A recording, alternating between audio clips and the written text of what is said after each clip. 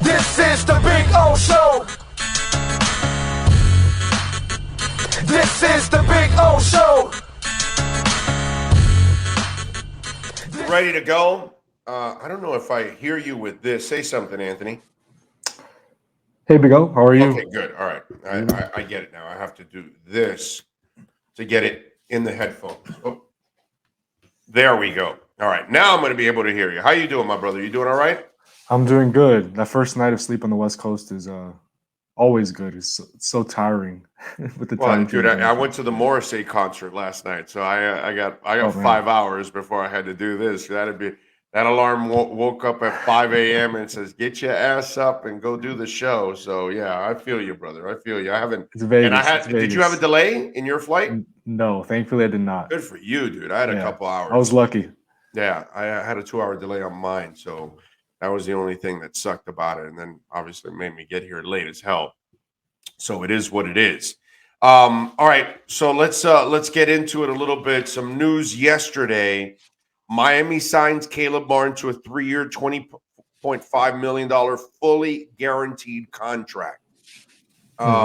Walk us through, because we talked about how you don't want to make certain commitments because you want to keep flexibility.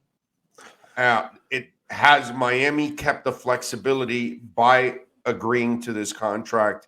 Is this agreed and signed, or just agreed? Agreed and signed. Okay. So as of right now, I believe the only guy who hasn't signed is Victor. Dedmon signed his contract. Caleb signed his contract. And Victor signing a 2-year, $18 million deal, not a 1-year, $11 million deal. Okay, again, flexibility. Where are they in flexibility for Durant if they can actually pull off the miracle of all miracles? Right. Yeah, I mean, they still have their top trade chips, right? They haven't dealt away any picks. They haven't dealt away, obviously, Tyler Hero or Duncan Robinson, a big salary you need to facilitate a trade. They're not hard capped because they use the taxpayer mid-level exception. They didn't use the big 10.5 non-taxpayer mid-level exception that PJ wanted. They haven't used that. They used the smaller one, Caleb. So they're not hard capped yet. So yeah, they still have their flexibility, right? Obviously, these guys they're signing Caleb, Victor, and Dedmon. I think Caleb could be traded December 15th, and then Victor and Dwayne are eligible to be traded on January 15th. So for the most part, yeah, they're obviously, I guess for now, running it back, right? That's clear. But they still have flexibility to make a big deal if one presents itself, which I think that's kind of how they're operating, right? They're going to bring most of this roster back for now because it looks like the Kevin Durant thing is going to drag on for weeks. Nobody's coming close to meeting what Brooklyn wants for him. So that means Miami has no shot. Because I mean, unless Brooklyn comes down a little bit, but I don't know. How long are they willing to wait? Here's my point. Yeah. Here's my point. If they're in a stratosphere that Toronto and Phoenix can't get to, forget Miami, bro. Yeah, it's gonna be tough. Now let's just be honest. Let's just call it like we see it. Yeah. So if they got to come off some perch that said that the Suns and the Raptors can't get to, and we all know Miami does not have the ammunition that they have unless they can get the world for Bam and then use all of that to send it to the Nets' way. You know what I'm saying? And then bring in, like I keep saying, and bring in Ben Simmons.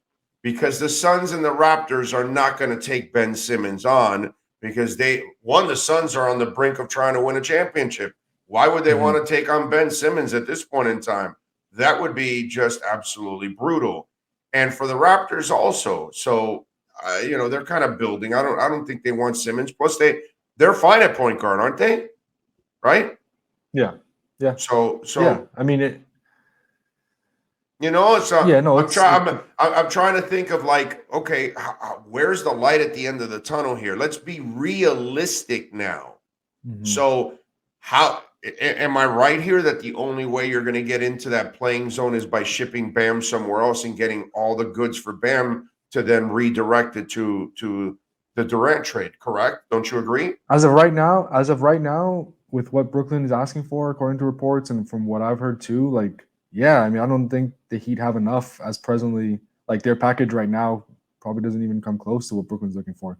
I don't know if anybody's come close to what Brooklyn's looking for. They're looking for a historic return, and I'm not surprised that they're doing that, right? When you see Rudy Gobert get 4 unprotected first-round picks plus Minnesota's first-round pick this year, so basically 5 first-round picks for Rudy Gobert. I mean, what do you think Brooklyn's going to expect for Kevin Durant, right? So it's to be expected, and I guess the only chance the Heat has is, 2 months from now, as training camp is like right around the corner, maybe their leverage diminishes a little bit because Kevin Durant says, I'm not going, I'm not going to play, so maybe that's where they start to come down a little bit with their asking price. But as of right now, yeah, it's going to be tough to get a deal done, I think, with what they're looking for. Rudy Gobert effed this whole thing up, dude. The market definitely changed when that deal happened. I mean, are you kidding me? Well, I mean, listen, Drew Holiday went for 4 or 5? Yeah, right? Wasn't like it 3 that. first-rounders and 2 swaps, if I'm correct, or something Maybe, like that? Sounds right. Sounds right. Right? And so then you look what Gobert goes for. And so that's kind of been the kind of going rate for that type of star, because you figure those 2 guys are kind of that kind of star. Well, Durant is a level above those guys. So then how much more? Now, here's the other thing that I think people are now talking about it. He is 34 years old. You have to be very careful. And he's had a couple of serious injuries. He's no longer that guy that you're going to ride. You should be riding 40 minutes a game anymore. You know what I mean? Mm-hmm. You got to kind of pace a guy like this at this age almost already. So you have to be very careful on how far do you go? How far do you commit with Kevin Durant? Because yes, the window is great for a year or 2, but you look at the back end of that deal, it may not be as good as it looks. Sure. I mean, you have to definitely consider that when you're trading all of your top assets for Kevin Durant, like it's going to take whenever or if this deal gets done, right, by any team. Like he's not young anymore. He's on the back end of his prime. He had a serious Achilles injury a few years ago. You're getting still one of the best players in the NBA, but this is a win now move, right? You have basically a 4-year window, his contract, to win a title. If you don't win a title, then that trade probably you look at it as one that didn't work out because you traded away everything you had for him. That's definitely something you have to consider when you're looking to trade for him. All right, Anthony Chiang, of course, joining us here. You can catch him here a couple times a week with our Liquor Split Miami Heat and NBA report. And don't forget to download the Liquor Split app, iOS or Android. It is Miami's own liquor store. You can get the liquor delivered right to your door, baby. You can't beat that. And if you're already drinking, the party has started, the get-together has started, the meeting has already started. You don't want drinking and driving. For $2.99 flat fee, you get it delivered right to your home or office, and $1 that goes to helping homelessness in Miami. Flat fee of $2.99, no other hidden fees. Check out all the different options there, man. Somebody was talking about a little wine. You can get a little crema, a Pinot Noir there at Liquor Split. You can get all kinds, man, from wine to whiskey to vodka, you name it. And even my favorite energy drink, Edge energy drink, you can also get it there. So you can mix it up with a little vodka and a little rum. Go to go to liquorsplit.com and download the app there, iOS or Android. All right. I got a difficult question to put you through, a difficult scenario here, difficult, something to comment on here. Oh boy. Is Mickey Arison too fiscally responsible? No, I don't. I've seen the tweets. I've seen the tweets where this question. I don't know about the tweets. I'm looking at my own shit here. In 2022, he's 11th in salary. Portland, Denver, and the Bucks are spending more money than they are. In 2021, he was 12th in salary. In 2018, 10th. In 2019, which was the bubble year, 2nd. Right. By the way. Right. In they were a tax team that year. Yeah, they were a tax team. And they were 9th in 2020. They're considering he's a billionaire, and I watch, Jorge Mas spend like it's going out of style for the MLS, which is really hard. Viola and Sifu do not hold back. They're spending not just on their team, but on other things, facilities, and everything else that's going on. I look at Stephen Ross, and he's bringing an F1 race. He's saving the tennis tournament. He's building a practice facility. I look at Mickey Harrison, my brother. I don't see you spending the way you could spend. And Yeah. I see a little too, it's too much talk about luxury tax for a billionaire. And I'm sorry, Mickey, if I'm trying to spend your money, my brother. Okay, I apologize, but you got more money than God, my friend. And this is supposed to be kind of a hobby and a toy, and it's a little too much of a business. Okay, and I'm just saying, my opinion, you could go a little farther. You can spend. You're telling me, well, they're not spending this luxury tax, this biannual exception and this mid-level exception and this non-taxpayer this. Right. So they're leaving a bunch of stuff on the table that they could spend, and you still are not going to get Durant anyway. So what are you doing? You know what I mean? Are you worried more about what you're spending, or are you really trying to win? Because before we tell Eric Spoelstra we need more from you, I need to tell my owner I need more from you. I guess my question is, where would you have wanted him to spend this year? Was it PJ? Would you have rather him use the bigger exception to keep PJ in a 3-year, $33 million? As there wasn't a free agent out there. You couldn't really keep Caleb and PJ together. You could have if you would have given. Well, actually, no, you couldn't have. Okay, well then, okay. Unless Caleb took a lot less, like $3 million a year, which he probably wasn't going to take. No, that was. If you use that exception on PJ, that $10.5 million exception on PJ, then you don't have the exception available to use it on Caleb. But they didn't use the 10.5 non-taxpayer one. They didn't use it, but that allowed them to use a 6.5 on Caleb. So you can only use one. It's either or. Yeah, okay, it's either or. Yeah. Okay, and so then all they have left now is the biannual exception. They could use the biannual, and they could end up spending more in the mid-level and turn it into the bigger one, right? That's still possible. But then you're hard capped, which if they're not trying to be hard capped because they would like the freedom to spend more than the hard cap, right? They want to go over it if they have to, because if there's a big trade that comes. So if they're hard capped, then it basically limits their spending, right? With that you can't go over a certain amount. They're trying to not trigger the hard cap, because if there's a possibility that they have to go over that to get a Durant, to get a Donovan Mitchell. The Suns aren't hard capped? The Suns, I believe, are not hard. Well, they would. Well, no, right now they're not hard capped. I don't think they've used the bigger exception, I believe. Okay. I don't believe they used the 10.5. No, because if they're still trying to trade Durant, then they're not hard capped, then, right? Yeah. I mean, if you're hard capped, you could still try to trade for Durant. It just limits what you could take in, because you can't take, your salary after the trade can't be over on a certain amount of money. Right. But you could still 15, do it. 20% or some crap like that? Yeah, I think it's the hard cap is I forget off the top of my head, but yeah, it's at a certain threshold where you just can't exceed it. So I think the Heat right now are they're trying to preserve their flexibility. So in case they need to spend that money, they could do it. B, if they wouldn't have renegotiated Victor's deal, they would have been like $2 million over the tax. It would have been a tax team, which it's not a huge tax bill.